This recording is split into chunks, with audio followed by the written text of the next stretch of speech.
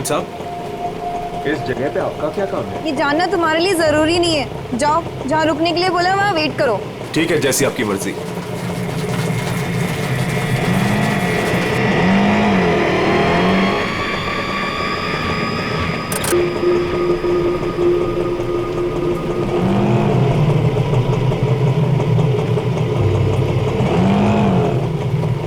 अरे तुम गए नहीं अभी तक, जाओ। जी मेम साहब।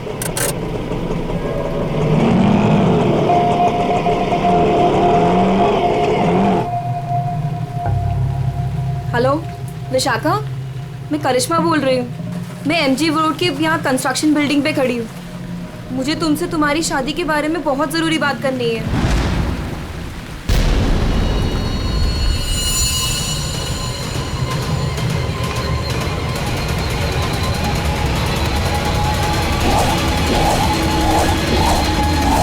मेम साहब, मेम साहब, मेम साहब, कहाँ चली गई?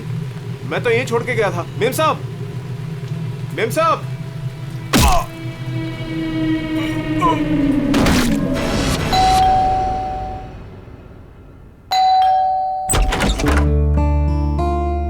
अरे आप इतनी जल्दी आ गए ऑफिस से? हाँ, आज काम कुछ कम था। ये लो, आते आते तुम्हारे लिए कुछ साग सब्जियां लाया हूँ और इसे फ्रीजर में रख दो। विशाखा के लिए लाया हूँ, उसे आइसक्रीम पसंद है ना? आज आपकी लाडली ये खाने वाली नहीं है। पर क्यों? आज सुबह से ही उदास है, खुद को कमरे में बंद कर रखा है और खाना भी नहीं खाया उसने। तुमने उसे कुछ कह दिया क्या? मैं क्या कहूँगी, लेकिन हाँ, आज सुबह किसी का फोन आया था।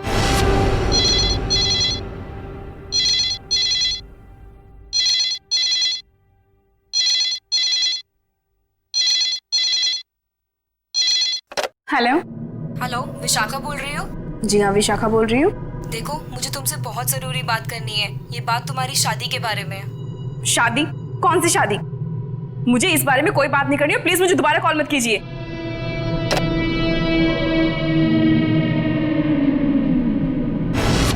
अरे इतनी मुश्किल से तो 2 हफ्ते पहले टूटी हुई शादी को भूल पाई थी, और फोन करके उसके जख्म किसने हरे कर दिए? बहुत पूछा मैंने कि किसका फोन था, लेकिन रोई जा रही है, जवाब ही नहीं दे रही है। मैं देखता हूँ, तुम चिंता मत करो। विशाखा, विशाखा बेटे, विशाखा बेटे, दरवाजा खोलो। विशाखा, दरवाजा खोलो। विशाखा! ये दरवाजा क्यों नहीं खोल रही है? रोने की आवाज भी नहीं आ रही। कहीं उसने कुछ? अरे तुम विशाखा को नहीं पहचानती क्या? वो ऐसा कुछ नहीं करेगी। विशाखा बेटा, दरवाजा खोलो बेटे। विशाखा, दरवाजा खोलो। विशाखा! विशाखा?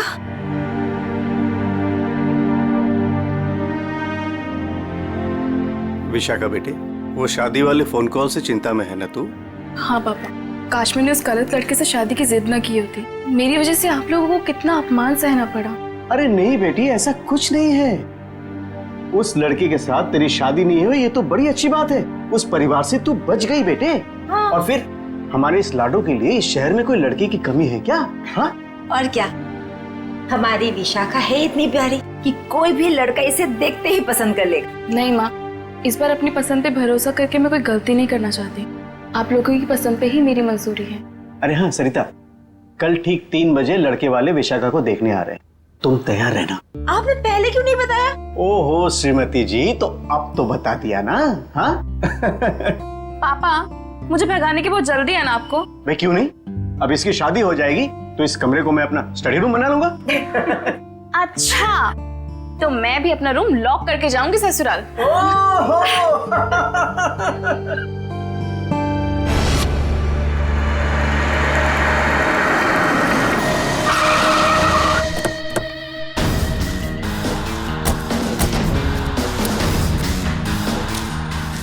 भाई साहब, मैं यहाँ का बचपन, मैंने ही आपको फोन किया था। लाश कहाँ पर है? जी उस तरफ। चलो दिखाओ। जी।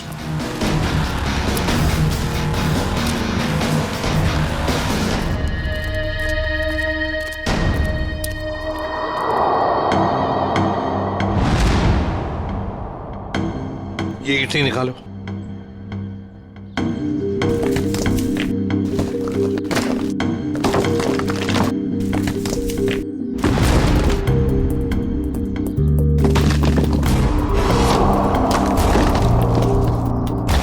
लगता है लाश को छुपाने की पूरी कोशिश की, लेकिन पूरी तरह से कामयाब नहीं हुआ है। हाँ, छुपाने की तो बहुत कोशिश की है, मगर जरूर कुछ ना कुछ तो भूल गया है वो। कोई ना कोई सुराग तो हमें जरूर मिलेगा। वैसे लाश ज्यादा पुरानी नहीं दिख रही है। एक काम करो, बाहर निकालो इसे, आराम से, संभल के।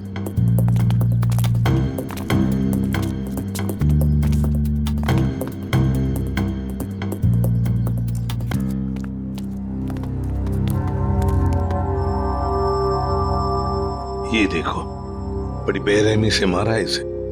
सामने से सीधे चाकू घोंप दिया सीने में। हाँ सर, देख के लगता है कि इसे चीखने चिल्लाने का मौका ही नहीं मिला। ये देखो, इसके सिर के पीछे भी चोट है। लगता है जिसने भी ये किया है ना, शायद पीछे से आकर इस रिक्शा वाले के सिर पर पीछे से हमला किया, वार किया। ये बेचारा मुड़ गया हमलावर को देखने के लिए, तो सामने से चाकू घोंप दिया।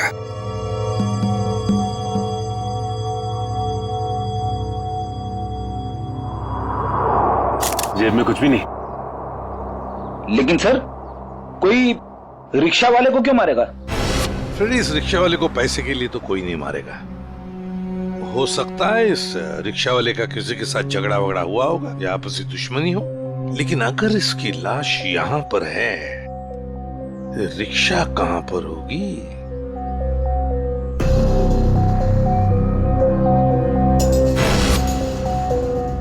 सर, हाँ सर ये देखिए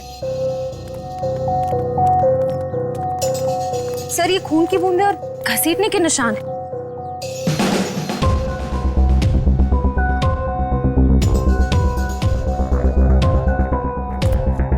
ये देखो, लगता है जिसने भी ये किया है, इस रिक्शा वाले को यहां से घसीट कर वो लेकर गया वहां ईंटों में छुपाने के लिए। वो क्या है?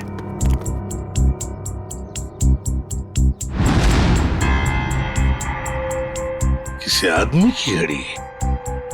अरे ये तो काफी महंगी घड़ी है। शायद रिक्शा वाले की होगी। नहीं फ्रेडी, ये इस रिक्शा वाले की घड़ी नहीं लगती। इतनी महंगी घड़ी है ये, 1,00,000-1.5 लाख की तो घड़ी है। तो फिर सर, शायद उसी की होगी जिसने रिक्शा वाले को मारा है। वो तो ये भी सकता है कि घड़ी उस आदमी की हो जो ऑटो में बैठा था। इतनी कीमती घड़ी पहनने वाला आदमी रिक्शा में नहीं जाएगा, मुझे नहीं लगता। देखो, और भी कोई सुराग मिलना चाहिए। देखो जरा आसपास।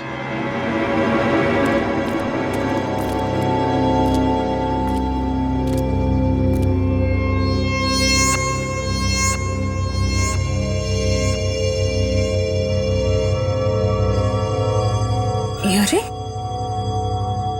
सर, कुछ मिला? हाँ सर, किसी लड़की की ये डायमंड इयररिंग मिली है, यहाँ नीचे गिरी हुई थी। इयररिंग? इसका तो एक ही मतलब हो सकता है, जब ये हादसा हुआ तब कोई लड़की यहाँ पर मौजूद थी। तो खून लड़की ने किया?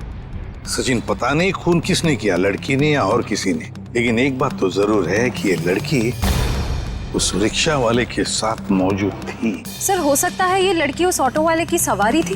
लेकिन लड़की यहाँ ऐसी जगह क्या करने आई थी? कुछ ना कुछ तो और ही चक्कर है। जो भी हो, उस हादसे में जरूर हाथापाई हुई होगी, जिसकी वजह से वहां पर वो घड़ी मिली और अब ये इयररिंग। ये केस तो बहुत पेचीदा हो गया। इतने सारे सवाल लेकिन जवाब इतने कम। सारे सवालों का जवाब इसी बिल्डिंग में है। इस बिल्डिंग को अच्छी तरह से छान मारते हैं। Let's go.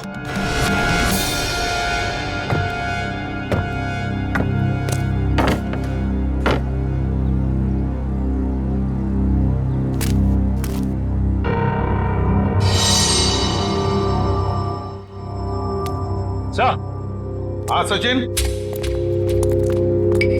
क्या हुआ? ये देखिए, सीढ़ियों पे खून की बूंदें। हाँ, ये देखो। सर ये तो बहुत ही अजीब बात है, लाश वहां पर और खून की बूंदें यहाँ। मुझे तो कुछ और ही आ रहा है दिमाग में। कहीं और एक लाश तो नहीं इस बिल्डिंग में? ऊपर चलकर देखते हैं, देखते ये खून के धब्बे कहां तक है।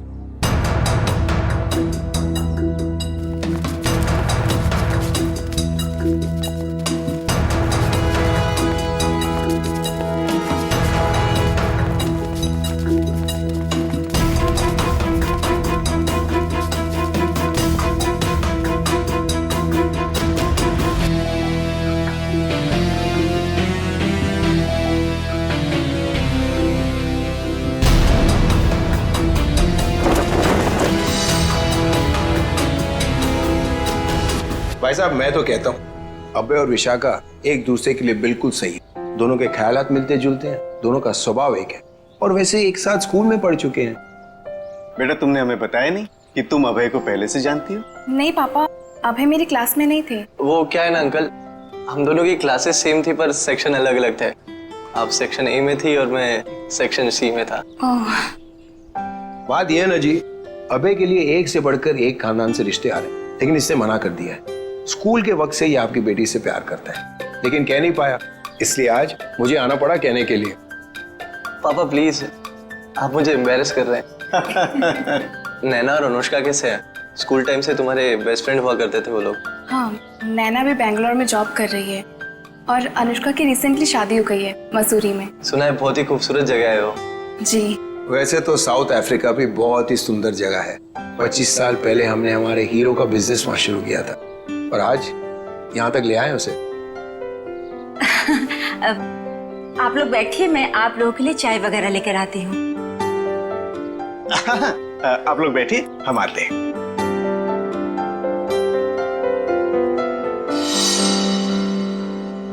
क्या बात है सरिता, क्या हुआ? देखिए, लड़का और परिवार तो मुझे अच्छे लग रहे हैं, लेकिन एक बार आप साफ साफ पूछ लीजिए, लेन देन की जो भी बात है। सरिता क्यों चिंता करती हो?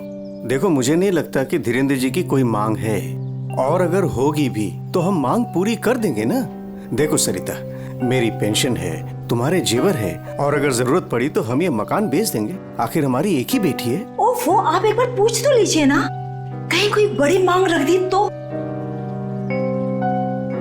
फिर तो ये रिश्ता नहीं हो पाएगा। खैर, अपनी किस्मत है, देखते हैं। चलो लीजिए भाई साहब। ये सब लाने की क्या जरूरत थी? इतनी तकलीफ क्यों की आपने? अरे क्या कहते हैं भाई साहब, ये तो कुछ भी नहीं है, ये तो आपको लेना ही पड़ेगा। चाय लीजिए। ये लो बेटे।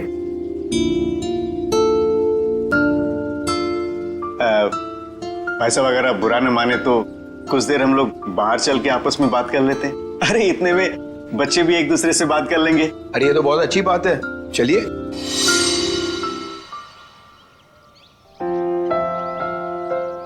भाई साहब, आपका बेटा हमें बहुत पसंद है। मुझे भी बिल्कुल विशाखा जैसी बहू चाहिए थी।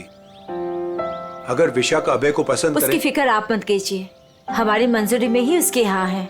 ये तो बड़ी अच्छी बात है, तो मैं बात पक्की समझूं? जी जरूर।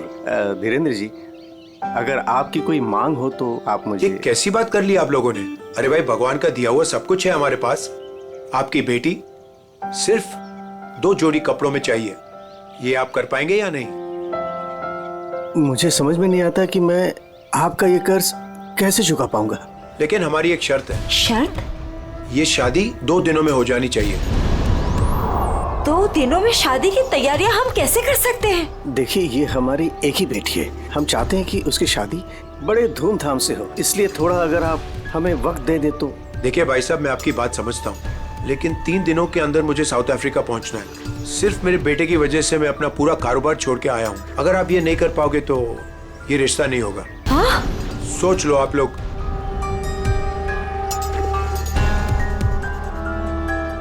ठीक है भाई साहब, ये शादी परसों ही होगी। ये तो बहुत अच्छी बात है, मुबारक हो। देखिए, आप शादी की तैयारियां कीजिए, पैसे की चिंता न कीजिए, वो हम करेंगे। जी।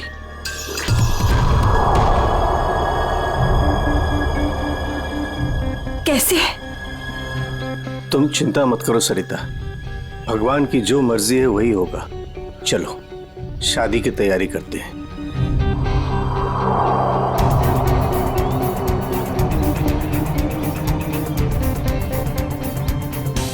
पता नहीं मुझे ये सब ठीक क्यों नहीं लग रहा है। शादी ब्याह जैसी चीज जल्दबाजी में करना, कहीं हम गलत निर्णय तो नहीं ले रहे?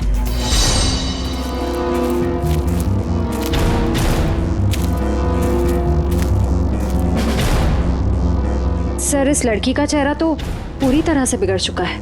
इसकी पहचान करना बहुत मुश्किल होगा। तो सर, लड़की के पास से ना ही कोई आइडेंटिफिकेशन मिला है, ना ही कोई मोबाइल।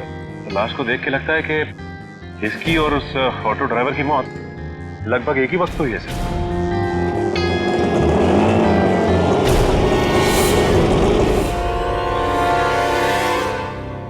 सर, ये लावारिश रिक्शा यहाँ से थोड़ी दूर पे खड़ी हुई थी, लोगों ने मुझे बताया। और सर, ये रहे रिक्शा के पेपर्स। वो लाश इसी रिक्शा ड्राइवर की थी, चमन नाम था उसका। और सर, ये फोटो भी लगी उसकी। हाँ, चमन खुद मालिक था इस रिक्शा का। और कुछ मिला? हाँ सर, मोबाइल मिला है सर, लेकिन सर बैटरी डाउन है इसकी। ठीक है, कोई बात नहीं, इसमें से हमें बहुत कुछ इंफॉर्मेशन मिल सकती है।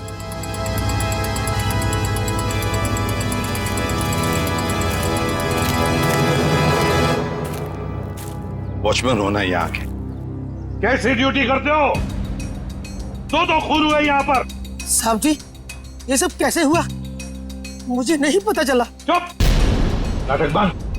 जरा याद करके बताओ, क्या कोई आया था यहाँ पर इस रिक्शा में से? कोई नहीं आया था इस रिक्शा से। ये कैसे हो सकता है? हा? कोई बिल्डिंग से ऑटो दूर क्यों खड़ा करेगा? बताओ कौन आया था? हाँ साहब जी, याद आया, जब मैं खाना खाने गया था ना, जरूर कोई आया होगा। झूठी करते हो।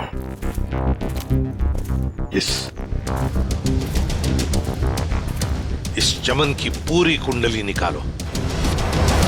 हाँ अभिजीत सर, वो ऑटो वाले के फोन की डिटेल मिल गई है सर। ये 11 बजे के करीब ममता नगर से निकला और 11:30 बजे जेल स्टेशन पे पहुंच गया। ये MG road under construction building पे कब पहुंचा? सर 12:30 बजे। जेल स्टेशन से सवारी लेने के बाद 12:40 पे उस जगह पे मिला था जहां पे वो ऑटो खड़ा मिला था। मतलब जेल स्टेशन से उसने सवारी उठाई, तो फिर अभिजीत उस वक्त दो मोबाइल फोन होंगे उस रिक्शा में, एक रिक्शा वाले का और शायद इस सवारी का भी। हाँ सर, मोबाइल कंपनी वालों ने बताया कि रिक्शे वाले के मोबाइल के साथ साथ एक और मोबाइल ट्रैवल कर रहा था। जयवंती और पेटी लगे हैं उसका डिटेल निकालने में। चलो अच्छा। अब देखना यह है कि सर वो सवारी विक्टिम थी या मुजरिम। सर, हाँ सर, वो जो ऑटो की सवारी का मोबाइल नंबर था वो दिल्ली का नंबर है और किसी करिश्मा के नाम पे रजिस्टर्ड है। दिल्ली? अच्छा, इस करिश्मा के बारे में और कुछ पता चला? नहीं सर, और कुछ डिटेल्स तो अभी पता नहीं चल पाए हैं। ये तो पता चला होगा कि उसने आखिरी कॉल किसको किया। किसी लैंडलाइन नंबर पे किया था आखिरी कॉल। पोपटवाड़ी का कोई उदय कुमार है। पोपटवाड़ी, उदय कुमार। पंकज काम करो, इस दिल्ली वाली करिश्मा के सारे डिटेल निकाल, पूरे के पूरे डिटेल। और अभिजीत, इस पोपटवाड़ी के उदय से मिल लेते हैं, पता तो चले ऐसी भी क्या बातें हो रही थी करिश्मा और उसके बीच में। इसका चेहरा तो बहुत बुरी तरह से बिगड़ गया है, एकदम तहस नहस हो गया है। सर, इनके फेस को हम रिकंस्ट्रक्ट नहीं करवा सकते? बहुत मुश्किल काम है तारिका, बहुत वक्त लगेगा। हाँ, लेकिन एक बात जरूर पता चल गई। ये पता चल गई कि ये काम क्या करती थी। क्या काम? तारिका, ये लड़की एक नर्स थी। नर्स? ये देखो, ये देख रहे हो, ये इसकी उंगलियों पर और ये अंगूठे पर ये कॉल। ये निशान तो ज्यादातर उन्हीं लोगों के हाथों में होता है ना जो दूसरों को इंजेक्शन देते हैं। एग्जैक्टली तारिका। अब मुझे लगता है ये खून या तो किसी बदले की भावना से किया गया है या फिर कोई प्यार व्यार का चक्कर। प्यार व्यार का चक्कर? तुमको ऐसा लगता है तो तुम फोरेंसिक आते ही क्यों? तुम अब से मत आया करो हमारे लैब में प्लीज। हाँ, अरे ये क्या? हाँ, और अभिजीत, तुम्हारे और मेरे बीच में जो भी था ना वो खत्म। प्यार का चक्कर।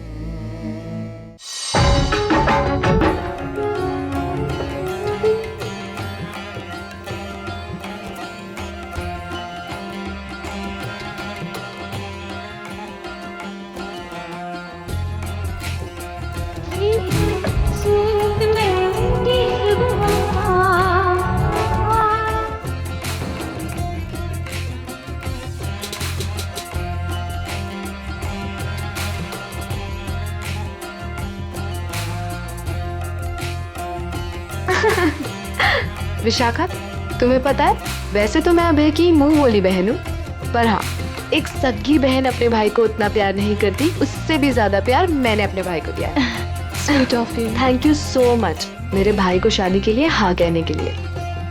यकीन ही नहीं हो रहा है ना, इतनी जल्दी सारी तैयारियां हो जाएगी। और आज हमारी बेटी की मेहंदी की रस्म है। तुम ठीक कह रही हो, मगर ये सब कुछ मुमकिन नहीं होता अगर धीरेन्द्र जी हमारी सहायता नहीं करते तो। देखो ना, अभय की बहन माया किस तरह से सुबह से लेके सारा काम कर रही है, कितनी अच्छी तरीके से कर रही है ना? वाकई। सर, यहाँ पे तो शादी की तैयारियां चल रही है, पूछताछ कैसे करेंगे?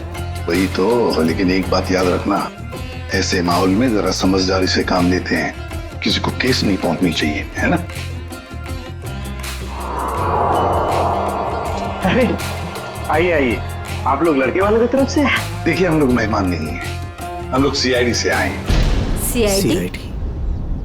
यहाँ सब कुछ ठीक तो है ना? देखिए, आप फिक्र मत कीजिए, हमें पता है आपके घर में शादी का रस्म चल रहा है, लेकिन देखिए बात कुछ ज्यादा नहीं है, सिर्फ 2 मिनट की बात है। एक बात बताइए, कल लैंडलाइन पे कोई अनजान फोन आया था? हाँ, मेरी बेटी विशाखा ने फोन उठाया था। जरा बुलाइए ना विशाखा को। विशाखा बेटी, 1 मिनट इधर आना। हाँ जी, 1 मिनट। जी पापा। बेटे ये। हाय विशाखा, शादी मुबारक हो। Thank you. हम सीआईडी से हैं, मैं इंस्पेक्टर श्रेया। कल सुबह 10 बजे लैंडलाइन पे एक कॉल आया था। जी आया था। किसका फोन था? किसी करिश्मा का फोन था, बट मैं उसे नहीं जानती। अगर तुम उस लड़की को नहीं जानती हो तो उसने तुम्हें क्यों कॉल की? दरअसल वो मुझसे मिलना चाहती थी, पर मैंने उसे मना कर दिया। तुम तो कह रहे हो तुम उसे जानती तक नहीं, फिर भी वो तुमसे बात करना चाहती थी। कोई ना कोई तो वजह जरूर होगी, हैं? बताओ। शायद वो मेरी शादी के बारे में कुछ बात करना चाहती थी। क्या क्या बात करना चाहती थी? कुछ बताया उसने? जी, तब तक तो मुझे भी नहीं पता था कि मेरी शादी होने वाली है। वो शायद मेरी पिछली शादी के बारे में बात करना चाहती थी। मतलब विशाखा, तुम्हारी पहले भी एक शादी तय हो चुकी थी जो टूट चुकी है। देखिए प्लीज, अगर इस बारे में इस वक्त बात न करें तो अच्छा होगा। बड़ी मुश्किल से उस सदमे से ये उभर पाई है। प्लीज। पापा, इट्स ओके, मुझे उस बात से कोई फर्क नहीं पड़ता है। पर आप इस फोन कॉल के बारे में मुझसे इतने सवाल क्यों पूछ रहे हैं? दरअसल बात यह है कि करिश्मा नाम की उस लड़की का। एक मिनट, मैं समझाता हूँ। देखिए, ये करिश्मा जिसने फोन किया था यहाँ पर, हम उससे मिलना चाहते हैं एक केस के सिलसिले में। ये करिश्मा कोई मुजरिम है क्या? क्या इसने कोई जुल्म किया है और ये मुझसे क्यों बात करना चाहती है? देखो, करिश्मा मुजरिम है या नहीं ये अब तक तय नहीं हुआ है। खैर छोड़ो, आप लोग शादी की तैयारियां करो। और विशाखा, हम सब की तरफ से शादी मुबारक हो। Thank you.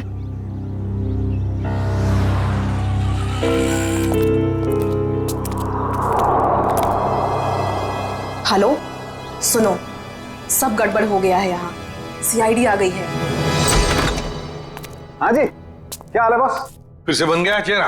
अरे चेहरा बनने में टाइम लगता है ना यार। और कितना टाइम चाहिए तुझे? मैं बोल रहा था तारिका, प्रद्युमन जैसे ही मेरी शक्ल देखेगा पीछे पड़ जाएगा। कितना टाइम लेगा चेहरा बनाने में? यार इतना सा काम है सामने।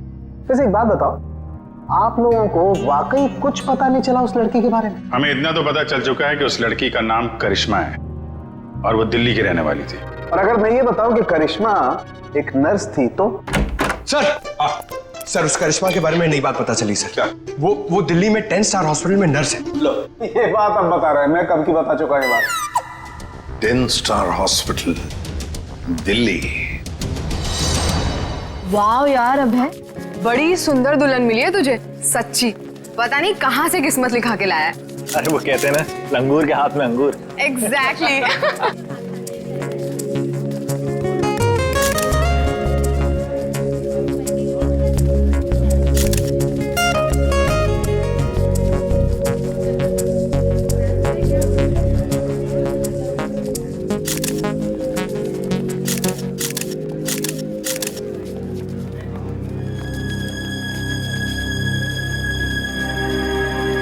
उदय जी आप रो रहे हो, सब ठीक तो है ना? ये तो खुशी के आंसू हैं। आज अपने बेटी को दुल्हन बना जो देख पा रहा हूं मैं, इसलिए। आपसे कुछ बात करनी थी। हाँ हाँ, तो कहिए ना। यहाँ कहना ठीक नहीं होगा, जरा अंदर चलिए ना। क्यों, हमसे शादी में कुछ कमी रहेगी है क्या? नहीं नहीं नहीं नहीं, वो सब ठीक है, A1। देखिए, सारे मेहमान आ रहे हैं, अगर हम यहाँ से चले गए तो कुछ परेशानी हो जाएगी। फेरे हो जाए, उसके बाद दोनों बैठ करके बातें करते हैं। देखिए, मेहमानों को छोड़िए, आप अंदर चलिए, वरना ये शादी नहीं होगी।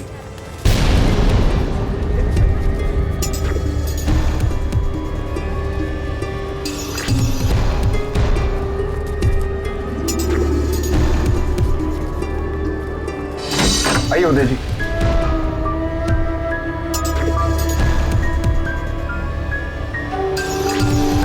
धीरेन्द्र जी, बात क्या है आप बताइए ना।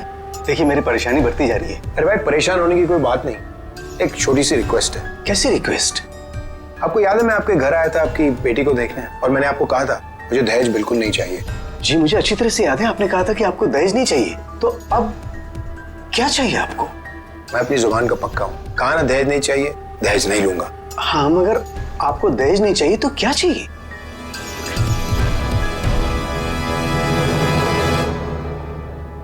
किडनी। किडनी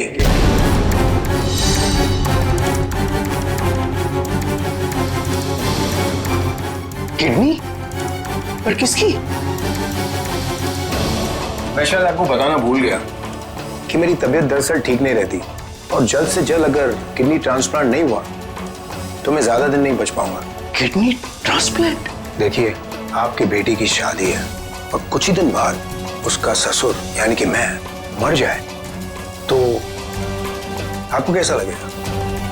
पर धीरेन्द्र जी, मैं अपनी किडनी कैसे, मेरा मतलब। मैंने पूरा पता लगा लिया है, हम दोनों की किडनीज मैच होती हैं। अच्छा, तो इसका मतलब ये शादी ब्याह ये सब ढोंग है। दरअसल आपको मेरी किडनी चाहिए, इसलिए आपने ये सब। अब फेरों में 2 घंटे और, बहुत समय है आपके पास, सोच लीजिए। और वैसे भी हम दोनों एक परिवार का हिस्सा बनने जा रहे हैं, तो एक परिवार वाले का फर्ज बनता है दूसरे परिवार वाले की जान बचाने का।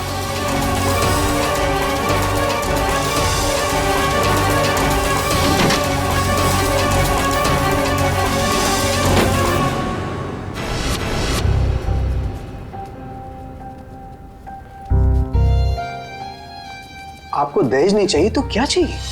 किडनी। किडनी। किडनी।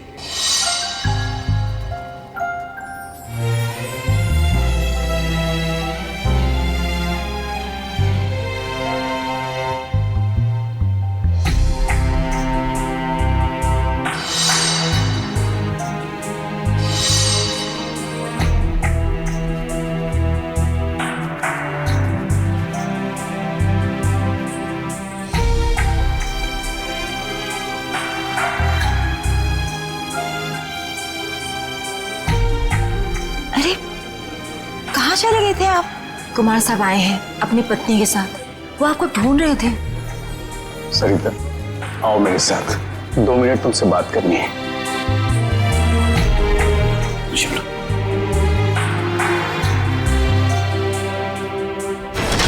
आओ सरिता। क्या हुआ, मुझे बताएंगे भी?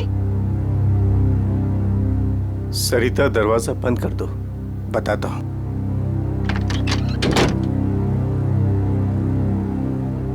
अभी तो बताइए, मुझे बहुत घबराहट हो रही है। धीरेन्द्र जी ने मुझसे कुछ मांगा है। पता था मुझे कि ये शादी दहेज लिए बिना हो ही नहीं सकती। वैसे कितने पैसे मांगे हैं उन्होंने? नहीं, उन्होंने मुझसे पैसे नहीं मांगे। तो फिर? सरिता, उन्होंने मुझसे मेरी किडनी मांगी है। किडनी? हाँ सरिता। हे भगवान, इसका मतलब ये सब शादी वादी ढोंग है। वो आपकी किडनी लेना चाहते हैं? मुझे भी यही लग रहा है। ये अचानक से उनका मेरे घर आना, फिर 2 दिन में शादी और अब ये सब कुछ। सरिता, मुझे तो इसमें बहुत बड़ी साजिश लग रही है। तो क्या अब हमारी विशाखा की शादी फिर से टूट जाएगी? अगर मैंने किडनी नहीं दी तो ऐसा ही होगा। ना सरिता, तुम मत रो।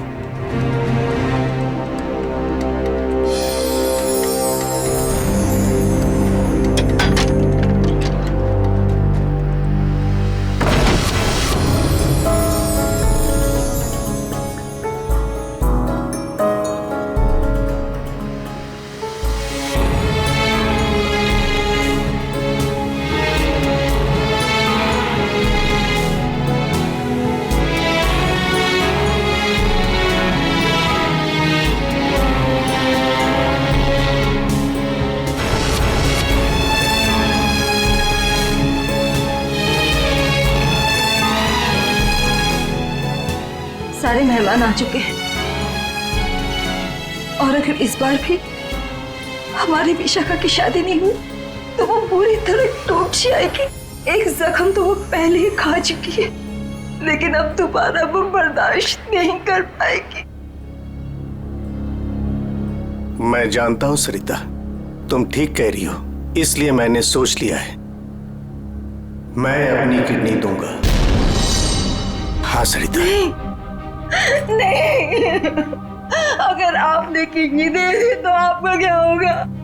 मुझे कुछ नहीं होगा सरिता।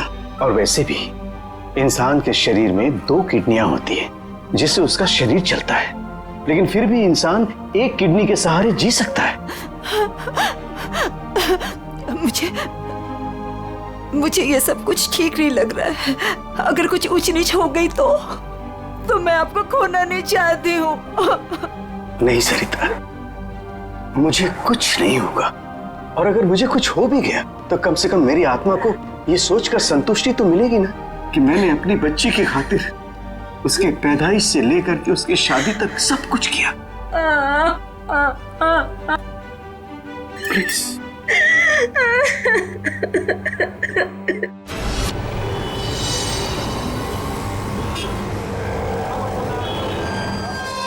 हेलो सर, मैं अनुज, इस हॉस्पिटल का डीन।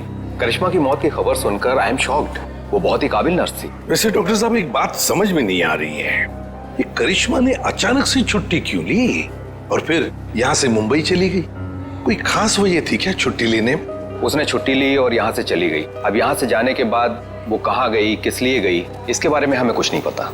देखिए, हम लोग करिश्मा के घर गए थे, लेकिन वहाँ से कोई ज्यादा जानकारी मिली नहीं है। क्या आप बता सकते हैं कि यहाँ पे करिश्मा को कोई सामान वगैरह पड़ा है? आप चाहें तो करिश्मा का लॉकर देख सकते हैं। जी हाँ, जरा दिखाइए लॉकर। आइए। चलिए। अरे सर, इस लॉकर को देखकर मुझे मेरी नानी की अलमारी याद आ गई। वो भी अपना सारा सामान ऐसे ही ठूस ठूस के रखती थी। सर, ये तो किसी मरीज की मेडिकल रिपोर्ट है। किसकी फाइल है ये? दे उदय कुमार। उदय? विशाखा के पिताजी उदय कुमार?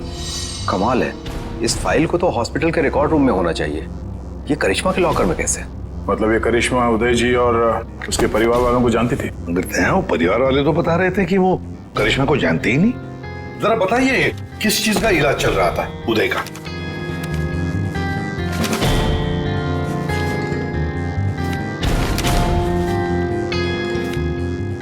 क्या डॉक्टर साहब, आपके चेहरे का रंग उड़ा हुआ क्यों है? उदय जी को फूड पॉइजनिंग थी और उनके सारे टेस्ट किडनी के करवाए गए हैं। क्या? यार ये क्या चक्कर है? नहीं दया, कुछ न कुछ तो गड़बड़ जरूर है, कुछ न कुछ तो गड़बड़ है। अच्छा डॉक्टर साहब, इस करिश्मा का बर्ताव कुछ अजीब लगा आपको? मतलब कुछ गड़बड़ लगा आपको कभी? नहीं, ऐसा तो कुछ भी नहीं लगा। सर, ये देखिए।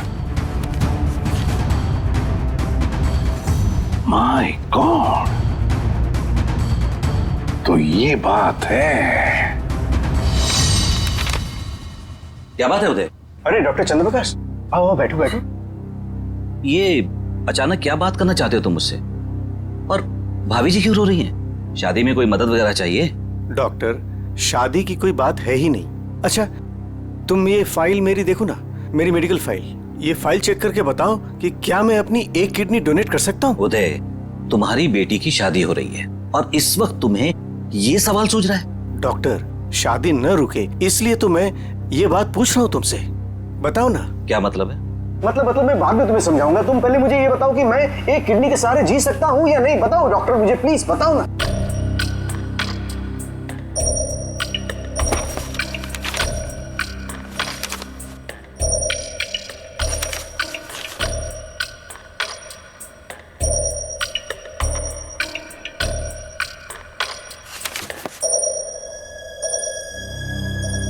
डॉक्टर, रिपोर्ट ठीक तो है ना? क्या हुआ चंद्रप्रकाश, बताओ ना कुछ मुझे। क्या किडनी देना जरूरी है? बस तुम इतना ये समझ लो कि किसी के जिंदगी और मौत का सवाल है। देखो, अगर मैंने किडनी डोनेट नहीं की ना तो मेरी बेटी की शादी रुक जाएगी। देखो उदय, तुम्हारी ये किडनी पहले से ही खराब है। क्या सरिता? मुझे तो आज तक ये प्रॉब्लम कभी महसूस ही नहीं हुआ। कैसे किडनी फेलियर हो सकता है? क्योंकि उदय, तुम्हारी बॉडी दूसरी किडनी से फंक्शन कर रही है।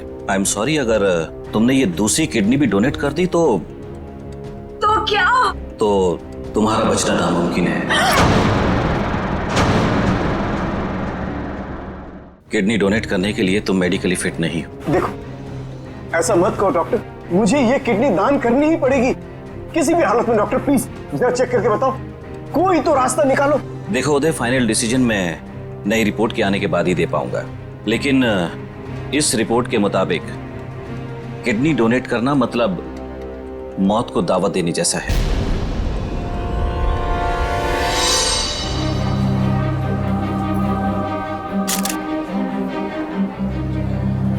आओ। क्या हुआ माँ? आप परेशान लग रही हैं। नहीं, ऐसी कोई बात नहीं। फेरे का समय हो गया है, आओ।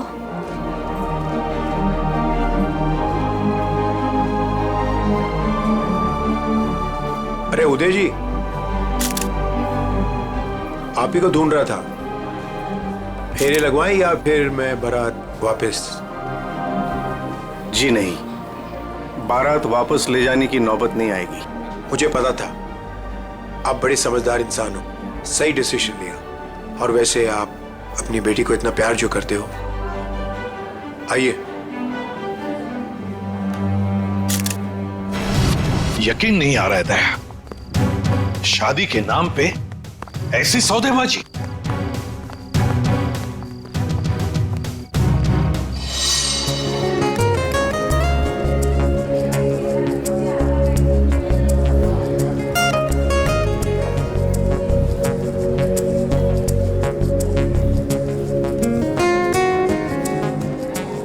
रुक जाइए। सरिता जी। जी। उदय जी कहाँ है? वो तो यही। कहाँ है उदय जी? यही तो थे, कहाँ चले गए? आप लोग यहाँ फिर से, क्या हुआ? हमारा उदय जी से बात करना बहुत जरूरी है, जरा बुलाइए उन्हें। उदय जी। उदय जी। कहाँ गए उदय जी? बुलाइए। मम्मी, पापा कहाँ चले गए? आपके पापा कहाँ हैं? इसका जवाब अब ये देंगे धीरेन्द्र जी। क्यों धीरेन्द्र जी, जवाब देंगे ना? मुझे कुछ नहीं पता।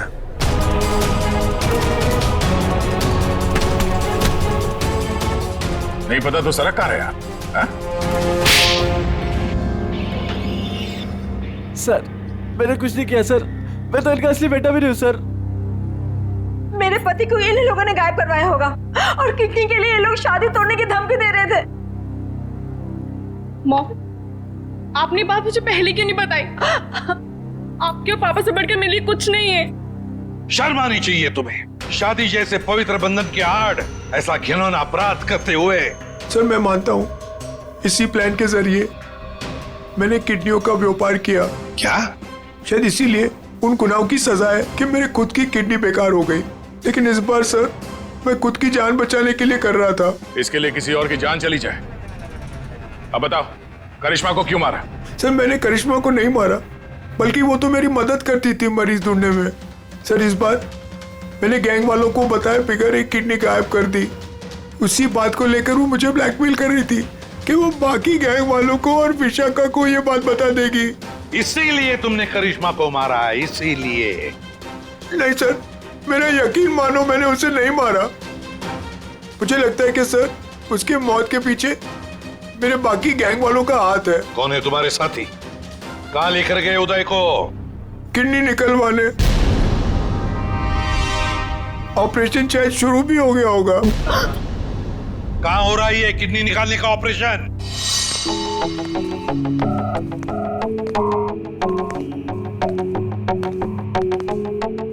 चल डॉक्टर, ऑपरेशन शुरू कर। देखो तुम जो ये कर रहे हो ना, ठीक नहीं कर रहे हो। बकवास बंद कर और अपना काम कर जल्दी।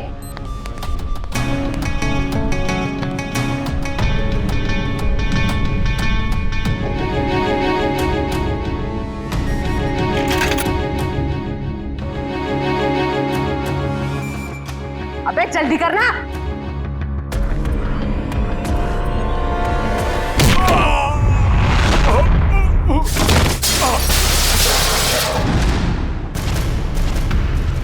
कौन है वहां? कौन है?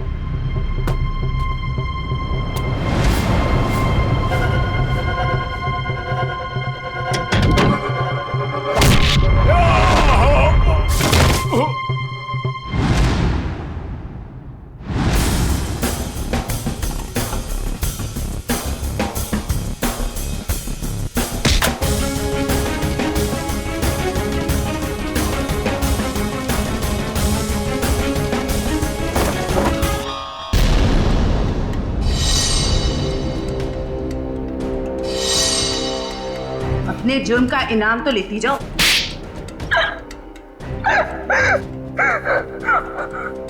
ये सारा षड्यंत्र हमने सिर्फ लोगों की किडनियां हथियाने के लिए किया है। ये सब पता है हमें। ये बताओ करिश्मा को क्यों मारा तुम? क्योंकि करिश्मा हमें धोखा दे रही थी। लेकिन तुमने करिश्मा का खून किया, ये बात तुमने धीरेन्द्र से क्यों छुपाई? ताकि जब धीरेन्द्र किडनी ट्रांसप्लांट के लिए ऑपरेशन थिएटर में आए तो वहां उसे आराम से मार सके, ताकि वो खून ना लगकर एक हादसा लगे। और उदय की किडनी तुम ऊंचे दाम में बेचना चाहती थी, क्योंकि उदय का blood group Bombay blood group है, एक रेयर ब्लड ग्रुप है ना? यही प्लान था सर, लेकिन आप सीआईडी वालों की वजह से वो सब चौपट हो गया। करिश्मा का खून और कितने सारे मासूम लोगों की किडनियों की चोरी, तुम्हें तो फांसी ही होगी। इतना काफी है तुम्हें फांसी के फंदे तक पहुंचाने के लिए। जयवंती, ले जाओ इसे। सर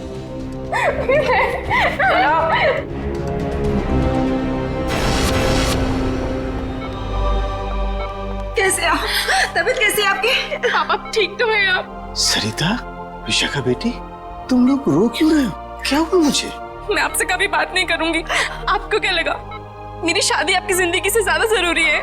ऐसी कोई बात नहीं। दरअसल मैं और सरिता, हम तो सिर्फ तुम्हारी खुशी चाहते हैं बेटे। मेरी खुशी आपसे है, आपसे है। माना बाकी लड़कियों की तरह मेरा भी सपना है कि मेरा भी एक अच्छा पति हो, लेकिन वो पति मुझे अपने पिता की कीमत पर बिल्कुल नहीं चाहिए। देखा उदय जी, आपकी बेटी विशाखा कितनी समझदार है, सियानी है और सही बोल रही है। एक बात हमेशा ध्यान में रखना, बेटी घर का सम्मान होती है, सुख होती है, खुशी होती है। उसके हाथ पीले करना तो सौभाग्य की बात होती है, लेकिन उसके लिए माता पिता को अपनी जान दांव पर लगाने की कोई जरूरत नहीं। एसीपी साहब, मैं आपसे वादा करता हूं, चाहे कुछ भी हो जाए, मगर मैं इंतजार करूंगा।